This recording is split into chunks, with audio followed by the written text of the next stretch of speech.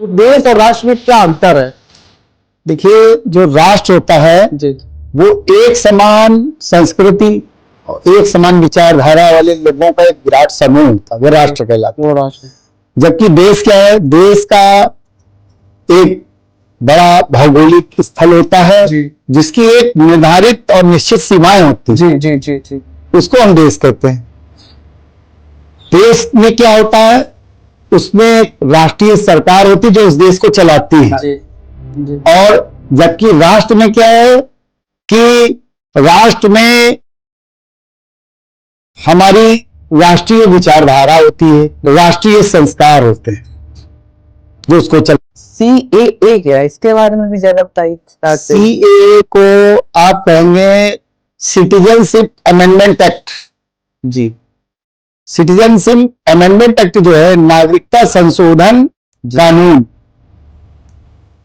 ये अपने देश में 2019 में जी लागू किया गया। इसके अंतर्गत तमाम विभ्रांतियां फैलाई जा रही हैं, जी जी लेकिन ये राष्ट्र के हित में बहुत अच्छा कानून भारत सरकार द्वारा कॉन्स्टिट्यूशन में शब्द है नीति निर्देशक तत्व, ये क्या है? Directive principles. Directive principle. नीति निर्देशक तत्व संविधान द्वारा वर्णित वे बिंदु हैं जो भारत के प्रत्येक नागरिक को बताते हैं कि उसका राष्ट्र के प्रति क्या दायित्व है। हम मूलाधिकारों की तो बात करते हैं, फंडामेंटल राइट्स की बात करते हैं, अपने अधिकारियों के लिए आवाज उठाते हैं, लेकिन हमको ये भी बोध होना चाहिए कि देश हमें देता है सब कुछ, हम भी तो कुछ देना सीखें कि भावना के साथ हमारा इस राष्ट्र के प्रति, इस धरती माँ ने जो हमें सब कुछ दिया है, जो हमारा बोझ सहती, जिन्होंने हमें अन्न जल प्रदान किया है, इस आकाश के प्रति, इस वायुमंडल के प्रति, इस राष्ट्र के जो हमें जीवन के लिए प्राणवायु प्रदान करता है, क्या हमारे कुछ नैतिक दायित्व तो यहाँ के नागरिक होने के नाते नहीं होने चाहिए? इन सभी नीति निर्देशक तत्वों के रूप में हमारे दायित्वों का बोध भारत के संविधान में कराया। नमस्कार दोस्तों, इन्फॉर्मल टॉक्स के एक नए पॉडकास्ट में आपको बहुत बहुत स्वागत है। आज के इस पॉडकास्ट में हम चर्चा करेंगे देश हित और राष्ट्र हित से जुड़े हुए जो संवैधानिक कार्य हैं उन पर आज के इस पॉडकास्ट में चर्चा होगी। और इस खास पॉडकास्ट में हमारे साथ मौजूद है एज अ गेस्ट शासकीय अधिवक्ता श्री विश्वास त्रिपाठी जी। विश्वास जी, आपका बहुत बहुत स्वागत है हमारे चैनल पर। सबसे पहले हम जानना चाहेंगे साहब, विश्वास जी, देश और राष्ट्र इनमें क्या अंतर है? क्योंकि हम लोग सुनते हैं देश और राष्ट्र के बारे में कई सारे चर्चाएं शुरू होती हैं अपने पूरे समाज में, तो देश और राष्ट्र में क्या अंतर है? देखिए, जो राष्ट्र होता है जी जी वो एक समान संस्कृति और एक समान विचारधारा वाले लोगों का एक विराट समूह होता है, वो राष्ट्र कहलाता है। वो राष्ट्र। जबकि देश क्या है? देश का एक बड़ा भौगोलिक स्थल होता है जिसकी एक निर्धारित और निश्चित सीमाएं होती है, जी जी जी जी उसको हम देश कहते हैं। देश में क्या होता है? उसमें एक राष्ट्रीय सरकार होती है जो उस देश को चलाती है। जी जी। और जबकि राष्ट्र में क्या है कि राष्ट्र में हमारी राष्ट्रीय विचारधारा होती है, राष्ट्रीय संस्कार होते हैं जो उसको चलाते हैं। अब मैं जानना चाहूंगा साहब कि राष्ट्रवाद क्या है? राष्ट्रवाद एक ऐसी विचारधारा है जो देश को संस्कृति और एकता के सूत्र में पिरोने का कार्य करती है, हम उसको राष्ट्रवाद कहते हैं। और इस विचारधारा के अंतर्गत जो सबसे प्रमुख चीज होती है वह होती है राष्ट्रहित सर्वोपरि। राष्ट्र हमारे लिए राष्ट्र सबसे ऊपर होना चाहिए। व्यक्तिगत स्वार्थ, किसी समूह या संगठन के स्वार्थ से ऊपर उठकर राष्ट्रहित हमारा सबसे बड़ा धर्म होना चाहिए। विश्वास जी, हम लोग सुनते हैं कई बार चर्चाएं होती है समाज में, टेलीविजन पे भी, सांस्कृतिक राष्ट्रवाद। सांस्कृतिक राष्ट्रवाद के बारे में बताइए जरा मेरे दर्शकों। बहुत सुंदर प्रश्न आपने किया। सांस्कृतिक राष्ट्रवाद एक प्रकार से राष्ट्रवाद का एक प्रकार है राष्ट्रवाद, जिसमें किसी की राष्ट्र की अंतर्राष्ट्रीय स्तर पर पहचान करने के लिए जी, उसकी संस्कृति, एक विशेष धर्म, एक विशेष जनगणना, जाति को ध्यान में रखकर उसका प्रचार प्रसार किया जाता, वह सांस्कृतिक राष्ट्र हो। सांस्कृतिक राष्ट्र। जैसे हम लोग भी देख रहे हैं कुंभ है, तो कुंभ से हम लोग देखते हैं कि कुंभ मान लीजिए अपने भारत में है, लेकिन कुंभ में देश विदेश के कई नागरिक आ रहे हैं और कई बड़ी बड़ी हस्तियां, जैसे अभी स्टीव जॉब्स की पत्नी भी आई थी। तो क्या ये सांस्कृतिक राष्ट्रवाद हो सकता है? अगर सही मायने में कहा जाए तो सांस्कृतिक राष्ट्रवाद का सबसे उत्तम उदाहरण आपने स्वयं अभी दे दिया। जी जी जी जी कुंभ से बड़ा इसका कोई उदाहरण नहीं हो सकता। जी इसमें हम अपने सनातन धर्म का अंतर्राष्ट्रीय स्तर पर प्रचार प्रसार जी कुंभ स्नान के माध्यम से भारत सरकार, केंद्र सरकार, राज्य सरकार के माध्यम से सहयोग से कर पा रहे हैं। अंतर्राष्ट्रीय स्तर पर अपने सांस्कृतिक राष्ट्रवाद का प्रचार प्रसार जी कि हमारा सनातन धर्म कितना सार्वभौमिक है, कितना सहिष्णु है, जो संपूर्ण संसार को अपने में सहजता के साथ समेटे हुए। इसका सबसे बड़ा सांस्कृतिक राष्ट्रवाद का यह उदाहरण पूरे भारत के नागरिकों के सामने आप लोग रात दिन मीडिया के माध्यम से, विभिन्न चैनलों के माध्यम से, विभिन्न समाचार पत्रों के माध्यम से देख रहे हैं, जिससे अपने देश ही नहीं अपितु सुदूर देशों के लोग भी प्रभावित होकर आ रहे हैं, जुड़ रहे हैं, उसको जानने का प्रयास कर रहे हैं। कुंभ के बारे में थोड़ा सा बताइए। कुंभ के बारे में बताने के लिए शायद मेरे शब्दकोश में शब्द ही नहीं है। अगर सीमित ज्ञान के आधार पर मैं अपने कहना चाहूं तो अद्भुत, अलौकिक, अनुपम, अद्वितीय एक ऐसा विराट संगम है जो अपने आप में सभी धर्मों, सभी जातियों, सभी वर्गों को और जितनी भी विश्व में अनेकताएं हैं, विविधताएं हैं, सबको एकता के सूत्र में पिरोए हुए हैं और एक विशेष स्थल पर समाहित किए हुए, और हमें संपूर्ण विश्व के दर्शन, संपूर्ण विश्व की संस्कृति सभ्यताओं के दर्शन, संपूर्ण विश्व की कलाओं के दर्शन हमें इस महाकुंभ के माध्यम से एक स्थान पर प्राप्त हो रहे हैं। धन्य है वो लोग जिनको 144 वर्ष के बाद एक विशिष्ट अवसर पर आयोजित होने वाले इस महाकुंभ में स्नान करने का, त्रिवेणी में, संगम में स्नान करने का, मन, शरीर, आत्मा को पवित्र करने का सौभाग्य मिलता है।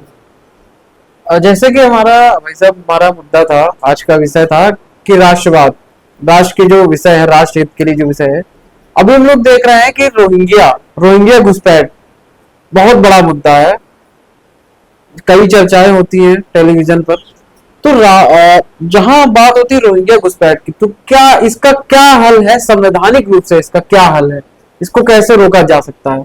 संवैधानिक रूप से एक बार अपने राज्य की सरकार द्वारा जी सन 1978 में जी इसका उपचार करने का प्रयास किया गया। जी जी इसका एकमात्र मार्ग ये है कि जो अवैध रूप से यहाँ रह रहे रोहिंग्या नागरिक गण हैं, उनको हम उनके मानवीय अधिकारों के साथ ससम्मान उनके क्षेत्र में पहुंचाने का कार्य करें, और किया भी पूर्व में जा चुका है। यही एकमात्र स्थायी तरीका। अच्छा सर, ये एनपीआर क्या होता है? इसके बारे में जरा बताइए विस्तार से। देखिए, पहले तो जानिए एनपीआर का फुल फॉर्म क्या है। जी नेशनल पॉपुलेशन रजिस्टर, जी राष्ट्रीय जनसंख्या रजिस्टर। जी इसमें होता क्या है, इसमें भारत के सामान्य नागरिकों की संख्या कितनी है जी और उनका अनुपात कितना है जी सर क्षेत्रफल के हिसाब से, जी उनकी सामाजिक स्थिति क्या है, उनकी आर्थिक स्थिति क्या है, जी इन सामान्य चीजों की गणना की जाती है। गणना की जाती है। और जब अगले 10 वर्ष में जनगणना की जाती है जी तो जो नए आंकड़े होते हैं वो उस रजिस्टर में जी जोड़ दिए जाते हैं। हैं जी। ये है एनपीआर। एनपीआर।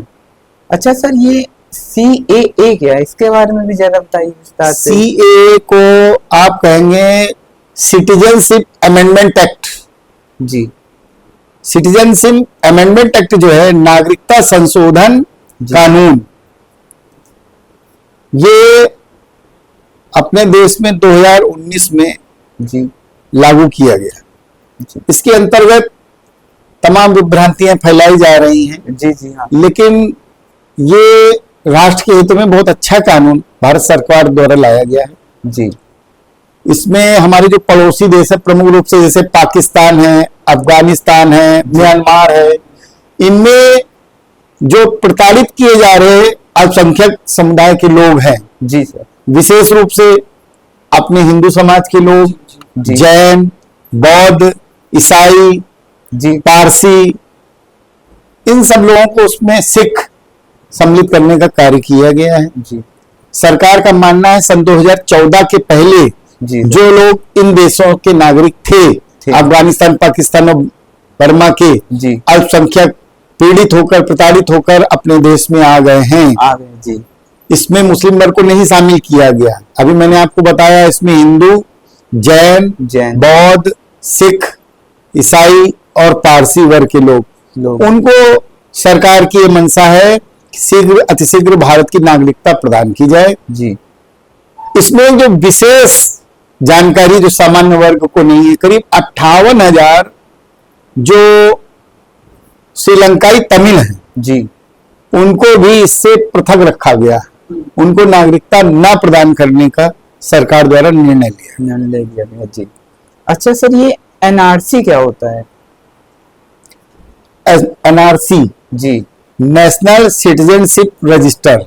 जी अभी आपने पूछा था, हाँ, नेशनल पॉपुलेशन रजिस्टर। और ये जो एनआरसी है, जी नेशनल सिटीजनशिप रजिस्टर, इसमें जो आंकड़े होते हैं जी वो आंकड़े होते हैं कानूनी रूप से वैधानिक आंकड़े। जी आप भारत के नागरिक हैं, जी उसके लिए जो जरूरी दस्तावेज चाहिए वो आपके पास है कि नहीं है, उनका लेखा जोखा रखा जाता है प्रत्येक नागरिक का, भारत में रहने वाले। इससे जो अप्रवासी हैं, जो विभिन्न देशों से घुसपैठिए के रूप में आ गए, सीमा पार करके अनैतिक रूप से आके रह रहे हैं, जिनका वीजा का टाइम समाप्त हो गया है जी, है ना, इन सब कानूनी रूप से वो यहाँ नहीं रह सकते, जी उनकी गणना हो जाती है और सरकार उस माध्यम से उनका पता लगाकर उनको उनके देश भेजने का कार्य करती है। अच्छा विश्वास जी, मैं पूछना चाहूंगा सेक्शन 370 जो है, इसके बारे में थोड़ा सा बताइए। धारा 370 संविधान में वर्णित एक विशेष अनुच्छेद था जी जिसको समाप्त कर दिया गया है। इसके लिए अनेक महापुरुषों ने समय समय पर आवाज उठाई और बहुत कष्ट झेले, जन आंदोलन हुए। अंततः मोदी गवर्नमेंट ने इसको हटाने का साहसिक कार्य किया। इसके अंतर्गत जो अपना जम्मू कश्मीर राज्य था उसको एक विशेष दर्जा दिया गया था। उनका एक अपना अलग निशान, एक अलग विधान, एक अलग संविधान, एक अलग ध्वज, यानी कि उनकी अपनी एक आंतरिक सरकार थी जिसमें भारत के खाली विदेश मंत्रालय, सूचना प्रसारण मंत्रालय और रक्षा मंत्रालय का ही थोड़ा बहुत हस्तक्षेप हो पाता था। और केंद्र सरकार यदि किसी प्रकार का कानून लागू करना चाहती थी जम्मू और कश्मीर राज्य के अंतर्गत, तो बगैर राज्य की सहमति के वो नहीं लागू कर सकती थी। और 370 धारा के अंतर्गत राज्य को ही नए नए कानून बनाने का अधिकार प्राप्त था। जब राज्य का विधानमंडल चाहे तभी वो विशेष राज्य का दर्जा समाप्त हो सकता था, अन्यथा जम्मू कश्मीर के विशेष राज्य का दर्जा नहीं समाप्त हो सकता था। इस प्रकार भारत में जो 370 अनुच्छेद में धारा थी, उसके कारण जम्मू कश्मीर भारत से एक प्रकार से पृथक राज्य की भांति कार्य कर रहा था जो राष्ट्र हित में उचित नहीं था। अब मैं जानना चाहूंगा कि सेक्शन 44 इसके बारे में थोड़ा सा बताएं। देखिए, सेक्शन 44 जी संविधान में वर्णित अनुच्छेद 44, जी अनुच्छेद 44 ये समान आचार संहिता या समान नागरिक संहिता भी आप कह सकते हैं, common civil code common civil के बारे में उल्लेख करता है। इसके अंतर्गत वर्णन किया गया है कि किस प्रकार भारत के सभी नागरिकों के ऊपर समान कानून लागू हो।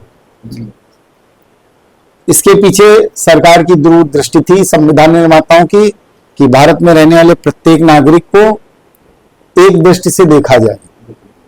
जो कानून भारत के राष्ट्रपति के ऊपर लागू होता हो, वही कानून यहां दैनिक मजदूरी करने वाले श्रमजीवी व गरीब से गरीब किसान पर भी लागू हो। सभी समान देश के नागरिक हैं, एक देश के नागरिक हैं, सभी पर समान रूप से कानून लागू होना चाहिए। ये अनुच्छेद 44 है। इसके लिए सरकार द्वारा प्रयास किए जा रहे हैं। कॉन्स्टिट्यूशन में शब्द है नीति निर्देशक तत्व, ये क्या है? Directive principles. Directive principles. नीति निर्देशक तत्व संविधान द्वारा वर्णित वे बिंदु हैं जो भारत के प्रत्येक नागरिक को बताते हैं कि उसका राष्ट्र के प्रति क्या दायित्व है।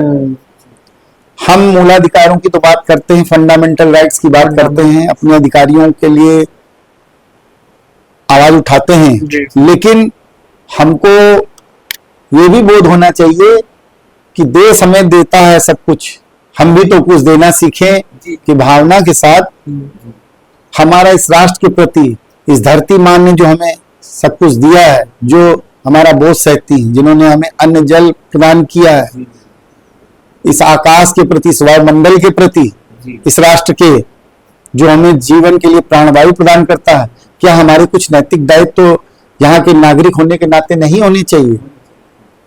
इन सभी नीति निर्देशक तत्वों के रूप में हमारे दायित्वों का बोध भारत के संविधान में कराया गया। सर जी, अभी देखा हमने बजट 2025 आया, एक अधिवक्ता के तौर पर इस बजट को कैसे देखते हैं?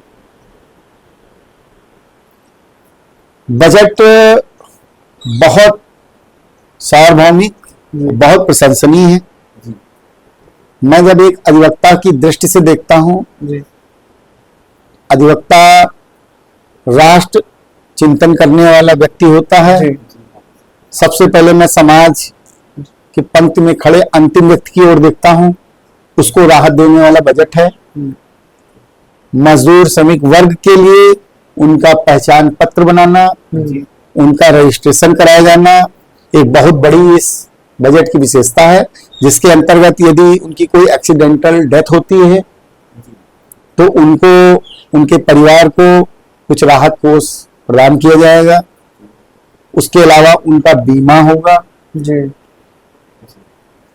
दूसरा, यदि हम किसान समाज की ओर, अपने कृषक मित्रों की ओर, भाइयों की ओर देखते हैं, तो पहले उनको जो किसान क्रेडिट कार्ड हुआ करता था, उसकी जो सीमा होती थी 3 लाख तक की होती थी, अब उसको बढ़ा करके 5 लाख कर दिया गया है। ये भी बहुत बड़ी राहत देने का कार्य भारत सरकार द्वारा किया गया है इस बजट में।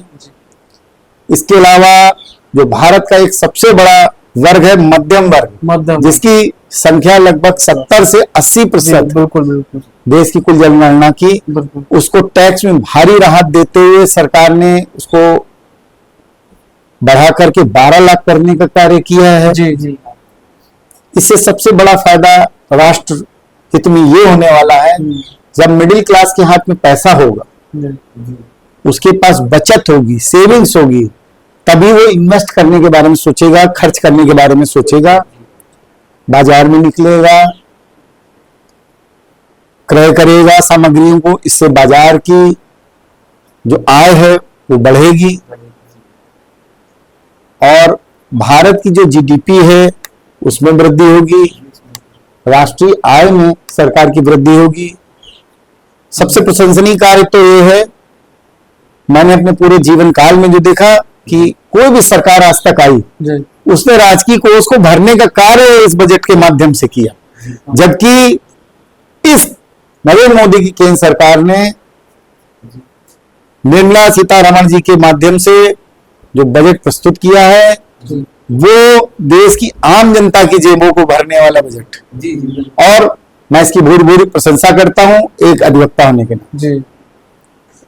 तो दोस्तों, जैसा कि आज आपने देखा, राष्ट्रहित और देश के लिए कानूनी रूप से जो हितकारी कार्य हैं वो कैसे हों, और उन पर चर्चा की गई आज के इस पॉडकास्ट में।